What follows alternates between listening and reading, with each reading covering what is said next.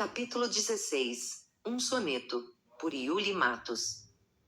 Fui mulher da vida e na vida me perdi, cada dia no vazio de um abraço. E de tanta tristeza que vivi, meu corpo e alma entraram em descompasso. Até que um dia 2 espias eu vi, e para eles ofertei o meu regaço. Pela fé no Deus que salva, revivi, e minha vida ganhou um novo traço. Ó graça que me alcançou e me desfez, me salvou no instante em que criei, e para a vida que anuncia Deus na terra me refez. Ó graça que mudou meu mundo de vez, do meu ventre descendeu o rei Davi, para a linhagem de Jesus ele me fez. Raabe quer dizer ser espaçoso, vasto. O apóstolo Tiago e o autor da carta aos Hebreus a descrevem como acolhedora. Ela tem sua história contada no livro de Josué e é mãe de Boaz. Capítulo 17. Débora, por Isabela Vicente. Esposa de Lapidote, profetisa, julgava Israel. É assim que o texto bíblico me apresenta. Primeiro, meu nome. Então eu era alguém, um sujeito. Eu tinha uma identidade. O significado desse nome estava relacionado às abelhas e ao barulho. Abelha trabalhadora, mulher trabalhadora e esforçada. Isso tem muito a ver comigo. Acordo cedo, ponho minha mente a refletir. Ei, Deus, o que queres de mim? Mas já arrumo os cabelos e também o café. A mesa tá pronta e estou de pé. A rotina é intensa, não consigo parar. Há tanta injustiça no mundo e ainda tenho que arrumar o jantar. Também não posso esquecer dos conflitos, das respostas e das soluções. Estão me chamando. Eu preciso ir. Ah, não esqueçam. Sou esposa de alguém. Sim, tenho um marido. Essa talvez seja a parte mais importante da minha definição. Sempre sou lembrada como uma liderança pública, uma juíza de Israel, alguém que resolve problemas do povo.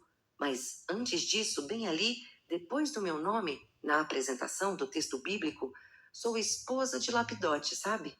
Algumas pessoas podem estranhar o fato de que o texto fala pouco dele e muito de mim. Mas calma. Vocês já consideraram que talvez ele seja um homem de vocação simples? Cuidar dos cavalos ou construir tendas, em vez de realizar audiências debaixo de uma palmeira? E o que há de errado nisso? Construir tendas é tão importante quanto resolver conflitos sociais. Ninguém vive sem casa e ninguém vive sem paz. Ser esposa de Lapidote é parte de quem eu sou. Sem ele ao meu lado, sem seu braço forte, sem a orientação e o cuidado do matrimônio, talvez eu não estaria onde estou. Nem todas as mulheres vão se casar, mas eu me casei. Eu sou casada e, apesar de isso não definir tudo, é parte de quem eu sou e tudo bem também. Poxa vida, olha quantas linhas já gastei. Mas continuarei. Também sou descrita como profetisa.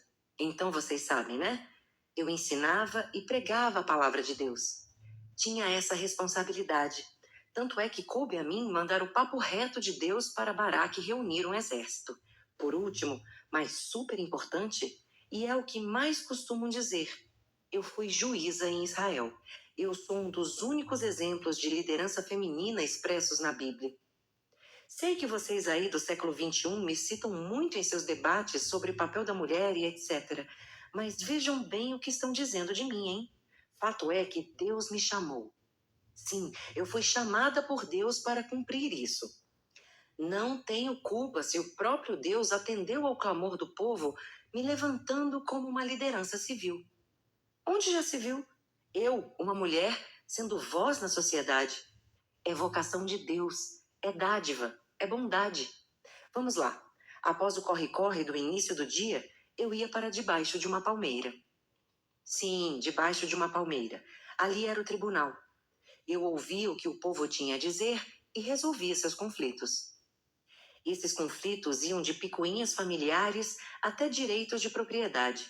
Tinha tudo quanto é tipo de problema. Sempre busquei ser conselheira, justa e sábia. Deus permitiu que eu fosse a líder que o povo precisava.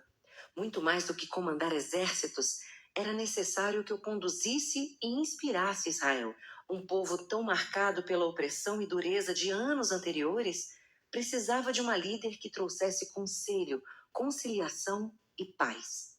Eu não podia levar tudo na base do tiro, porrada e bomba, mas sim, convoquei Baraque para reunir os exércitos. Sujei meus pés com o pó do campo de batalha, marchei junto de Baraque e disse quando era necessário entrar em ação, e assim o Senhor derrotou as forças inimigas.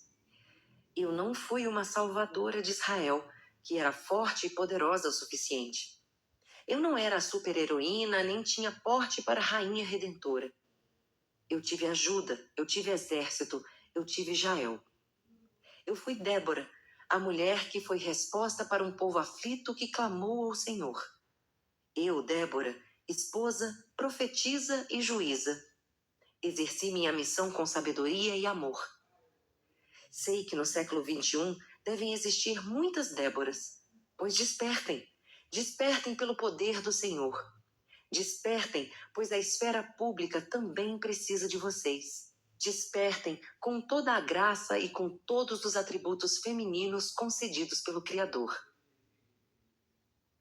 Débora é a única mulher a ter ocupado o cargo de juíza nesta era do povo hebraico. Sua história pode ser encontrada em Juízes 4. Seu nome quer dizer abelha. Capítulo 18. Jael, por Isabela Vicente. É necessário coragem para responder à responsabilidade delegada sem titubear. Jael, mulher de Éber, o queneu. Mulher comum, nômade, não era do povo de Deus. Mas o que a moveu?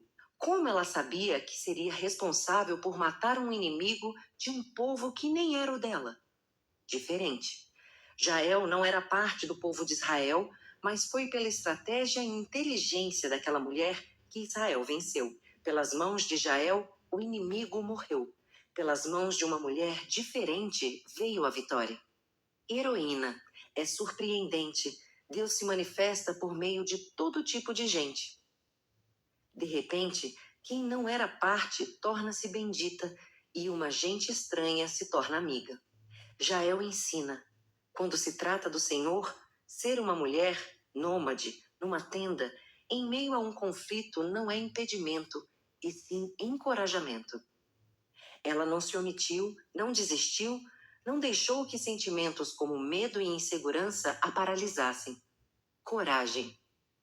Ainda que temesse, ainda que aquilo a assustasse, ela foi além, pois fazia parte de algo muito maior. Afinal, era uma missão dada por Deus, liderada por Débora e da qual ela precisava ser parte. Irmandade. Mulheres de povos e posições sociais diferentes trabalhando juntas numa missão. Jael teve oportunidade de finalizar uma situação de conflito e aquilo era muito maior do que qualquer diferença social ou temor. Ela estava movida em nome do Senhor. Jael, aquela que ganha ou corajosa, é citada 7 vezes no livro de Juízes. Usou de sabedoria e estratégia para aniquilar um inimigo. Com sua coragem, livrou o povo de Israel da opressão dos cananeus, que já durava mais de 20 anos. Capítulo 19. A brutal, furiosa e excepcional maternidade, por Andréa Coutinho Lubac. Um milagre, um presente e um enigma. Não passe a navalha na cabeça dele. Foi uma das instruções que a mulher recebeu sobre seu filho, que já estava a bordo. Como assim estava a bordo? A saga do grande mistério se deu porque, na verdade, não havia possibilidades ou esperanças perdidas. Ser estéril era uma realidade e talvez uma crise já bem resolvida. Há momentos em que simplesmente aprendemos a lidar com a dor e a frustração de sonhos ainda não realizados, mesmo que os questionamentos sejam ininterruptos. A maternidade significa muitas coisas simultâneas. E quando observamos a dimensão cultural, há uma infindável lista de atribuições a serem consideradas. No contexto do povo de Israel, o período era polêmico e de muitas guerras e incertezas. O cenário não era nada favorável àquelas famílias, mulheres, homens, crianças e bebês. Simplesmente porque pelos próximos 40 anos, os israelitas estariam sob o domínio dos filisteus. Então, em tempo de más notícias e más expectativas, a mulher de Manoá é visitada por um anjo que lhe dá a luz da maternidade. Você já está grávida de um menino. Reparem que a única informação que temos sobre ela é sobre sua infertilidade. Não sabemos da sua trajetória, do seu protagonismo na tribo de Dan, não sabemos nem ao menos se ela realmente ainda desejava ser mãe. Não sabemos sua idade, não sabemos características de personalidade, nem se ela menstruava. Embora essas informações nos tenham sido privadas, não precisamos de muitos argumentos para a convicção de que estamos diante de uma grande mulher, a mãe de Sansão. O parto, a criação e o exercício da maternidade foram o segundo round da vida daquela mulher. A cada manhã, ela se perguntava como tinha sido possível viver quase metade da vida sem Sansão. Aquela relação de unidade era intacta e, pode apostar, ninguém nunca viveu nada semelhante até finalmente ser a personagem da vez. Quanto mais Sansão crescia, mais ela tinha certeza de que se aproximava a hora da despedida.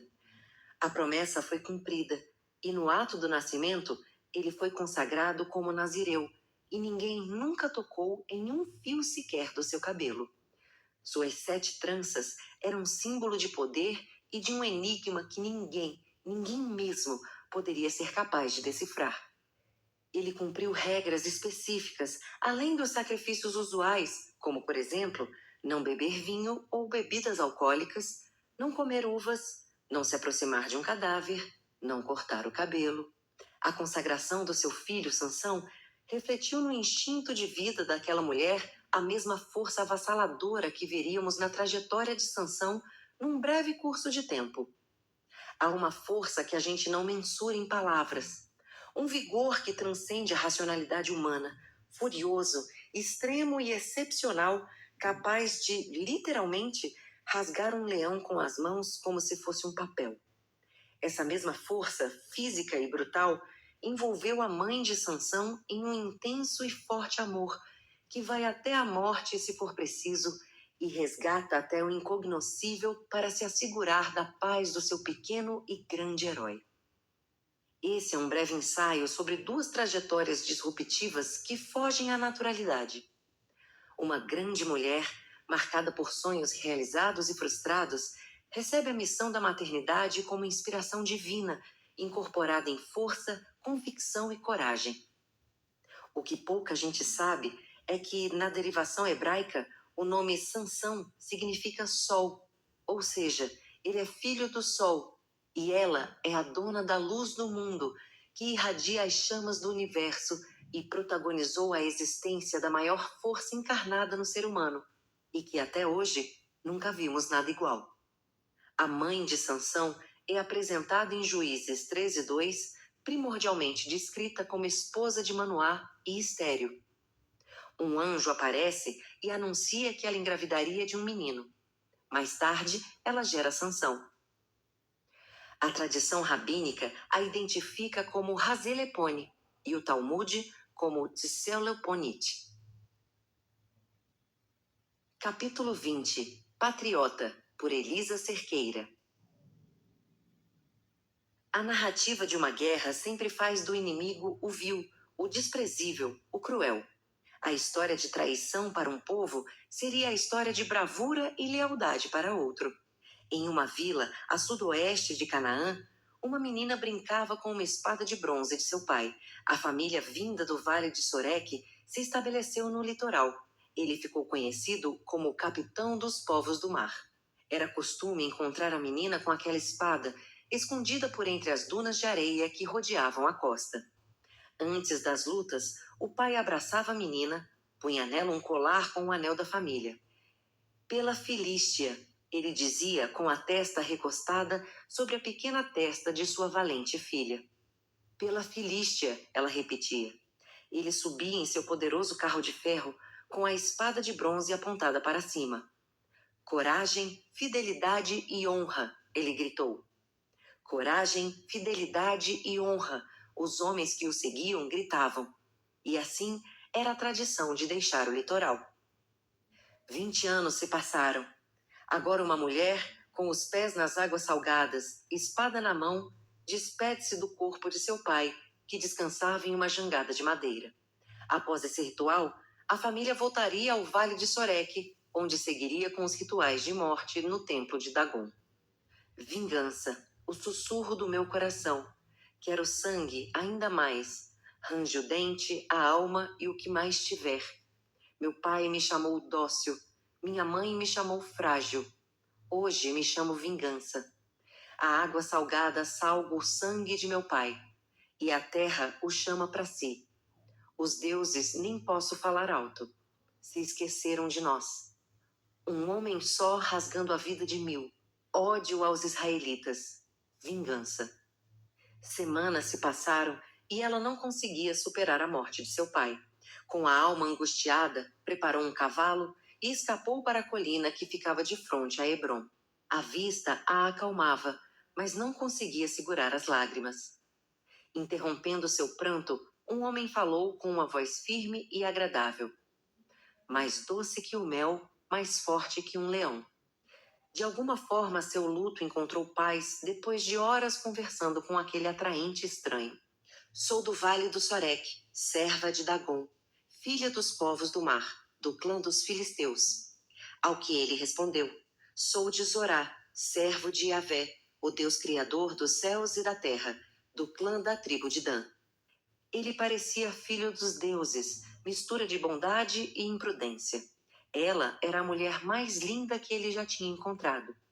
Olhares se trocaram e sorrisos.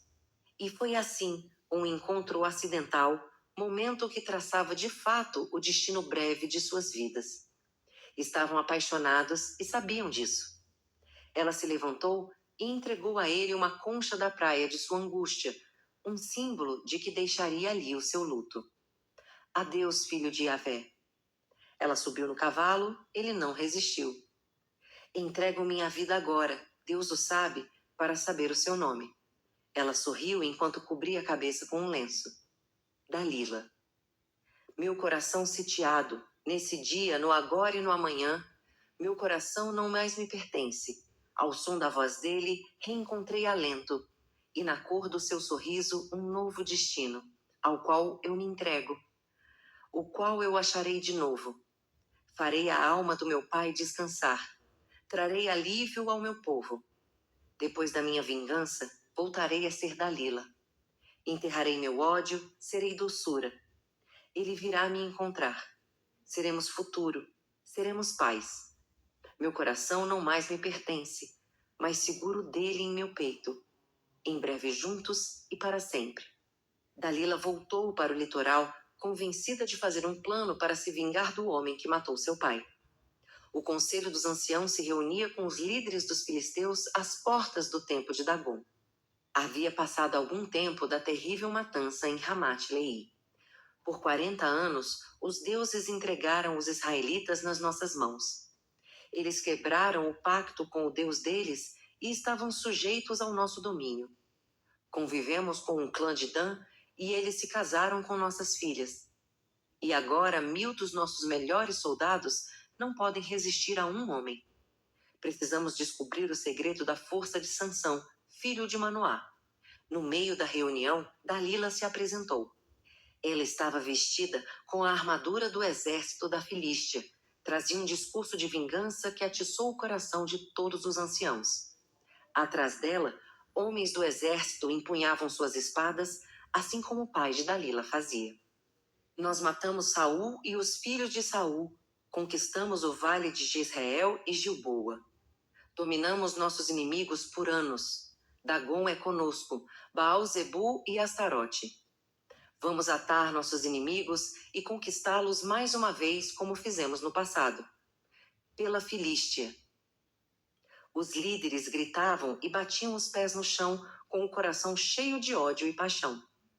Coragem, fidelidade e honra, eles berravam sem parar. Por mais que quisessem, os anciãos não concederam um ataque a Israel. Com esse homem à solta, eles não teriam chance de vitória. Semanas se passaram e tudo parecia sem esperança para os filisteus. Como resposta às preces e como milagre inesperado, Sansão em pessoa chega às portas da cidade, procurando Dalila, a mulher a quem havia entregado seu coração. Um soco no estômago, uma faca no coração, foi o momento em que Dalila descobriu a verdadeira identidade do homem por quem se apaixonou. Sansão, o assassino de seu pai. Ela guardou em silêncio todas essas coisas e concordou com o plano dos líderes filisteus. Dalila usaria a paixão de Sansão por ela para descobrir o segredo da grande força que ele tinha. E então eles o matariam e voltariam a subduzir Israel. Cada um de nós te dará 13 quilos de prata, disseram os líderes a Dalila. Não me importo com a prata. Faço pelo meu pai e pela Filístia. Não quero mais viver. Minha boca se faz veneno. Mata a única vida que ainda tenho. Meu destino é o meu amor. Meu amor que me massacra. Ele me beija o melhor beijo. Ele me chama de para sempre. Nem ódio consigo achar. Nem tenho mais coração. Entreguei a ele. Nem tenho mais alma. Entreguei a Filístia. Luto se fez meu destino. Ele me tem em suas mãos. Mas sou eu quem seguro. Se for para morrer pelo meu povo, que eu morra com Sansão. Sansão olhava com fascínio em seus olhos. Ele falava coisas bonitas e prometia que daria a vida dele para ter esse amor por toda a eternidade. Dentro dela, o coração batendo forte, perdia o ar, tanto nervosismo. Mas ser egoísta não era uma opção. Pela Filístia, ela sussurrou baixinho. Coragem, fidelidade e honra, ela dizia para si mesma.